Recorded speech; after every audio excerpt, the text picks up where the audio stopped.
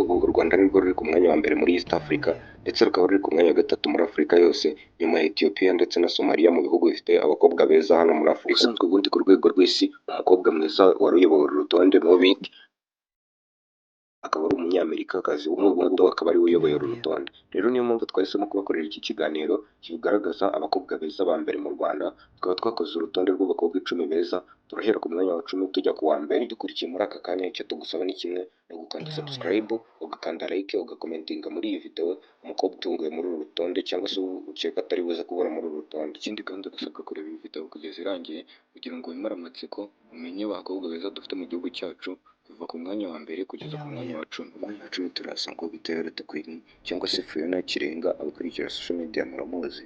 Uyu nguyu rero ari umukobwa w'ikizungerezi mwiza uteye neza, akaba yarigeze kuvuga mu rukundo n'uwo bita Harmonize wo mu gihugu cya Tanzania, ndetse bikaba byarigeze kuvuga ko yaba afitanye umwana w'umunyamerika w'umuririmbyi witwa Drake. Uyu Fiona Kirenga rero tuzi ku izina rya Eroda Queen akaba ari uri ku mwanya wa 10 abakobwa dufite beza hano mu gihugu cyacu cy'u Rwanda. Twese ku mwanya wa 9 rero turasanga bita Alia Kuru cyangwa se Simba Alliance, niyo mazina ye y'ukuri yiswe n'ababyeyi.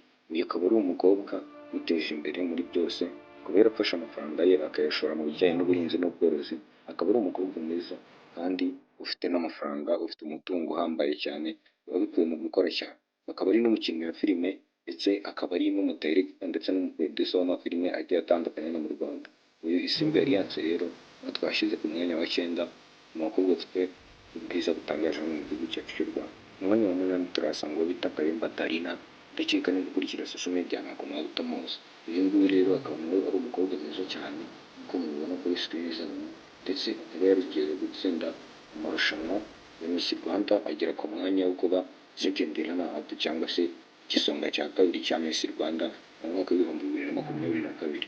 Uyu Kayumba Darina rero akaba ari ku mwanya wa 8 mu bakobwa bafite ubwiza butangaje. 7 turasanga bita Dusenge Clemia cyangwa se Madederi, akaba ariyo mazina yamenyekanyeho muri filime z'ubuhererekane yagiye akina nka Papa Sava n'izindi. Nk'uko ndabibabwira rero akaba ari umukinnyi wa filime ndetse akaba ari n'umudirector wa filime. Nawe tukaba twamusanze mu bakobwa beza dufite hano mu Rwanda, akaba yaje ku mwanya wa 7. Ku mwanya wa 6 w'abakobwa beza dufite mu gihugu cyacu cy'u Rwanda turasanga umukobwa witwa Umwari Totine.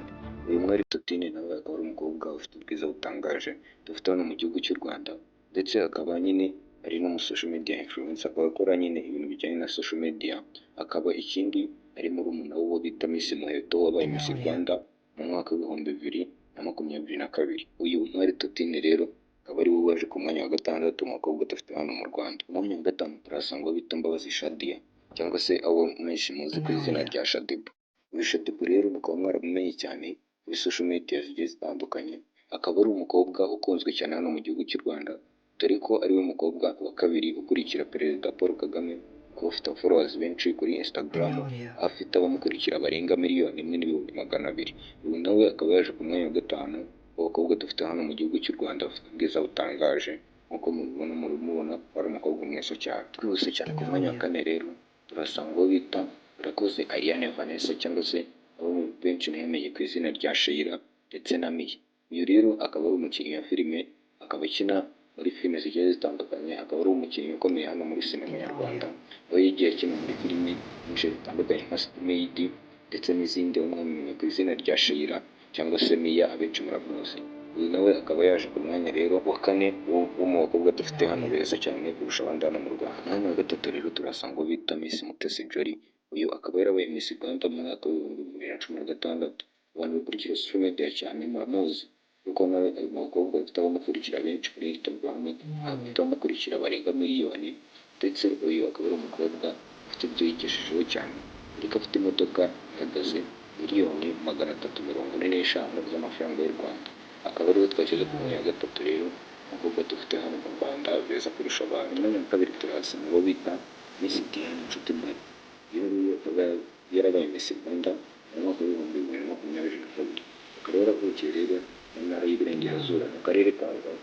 Uyu nguyu akaba yarize ibijyanye n'imibare, ekonomi ndetse na geography, ibyo benshi bazi nka MEG.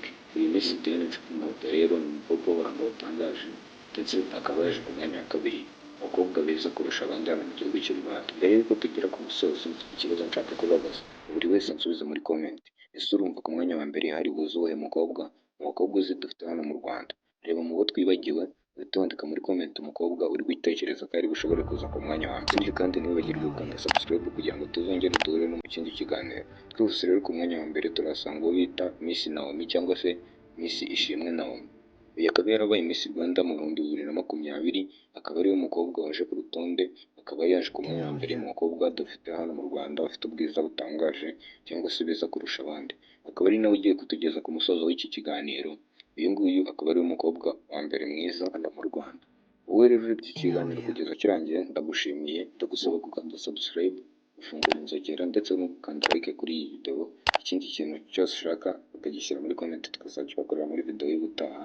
Ndagushimiye cyane.